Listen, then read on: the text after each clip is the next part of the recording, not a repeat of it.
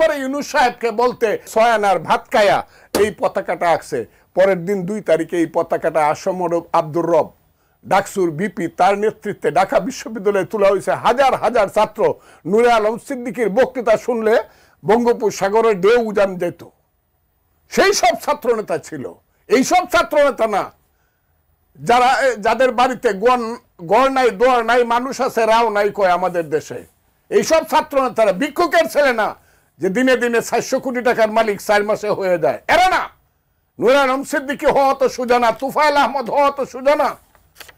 স্বাধীনতার পরে অনেক নেতা হয়েছে, আমাদের বন্ধুরা নেতা হয়েছে, আমরাও কিছু রাজনীতি করছি, ছাত্র রাজনীতি। আমি কেন বলি এই যে যুদ্ধটা হয়েছে এত সহজ না। কত মায়ের বুক খালি হয়েছে, কত বাবা সন্তান হারা হয়েছে, কত মা স্বামী হারা হয়েছে, কত বাড়ি ঘর পরে সরকার হয়েছে। আমার এলাকাতে 36 নামে একটা গ্রাম ছিল, আমার বাড়ির থেকে 2 কিলোমিটার দূরে। সেই গ্রামের একদিনে পাক বাহিনী 400 মানুষকে গুলি করে মারছে। সেই স্বাধীনতার ব্যাপারে এখন যখন প্রশ্ন উঠে, ইচ্ছা করে ইউনূস সাহেবকে বলতে, আরে ইউনূস সাহেব আপনি স্বাধীনতার কি জানেন, আপনি কেন এদের ধরেন না?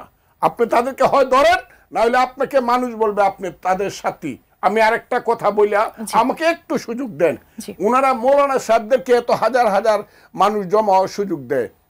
আমরা যদি মুক্তিযোদ্ধারা বলি এখন তো জীবিত আছি, বয়স 77, আমরা যদি বলি হ্যাঁ জাগো 71, জাগো 71, আমরাও বসবো। ইউনূস সাহেব আমাদেরকে আপনি বসা, আমাদেরকেও ঠান্ডা পানি খাওয়ান।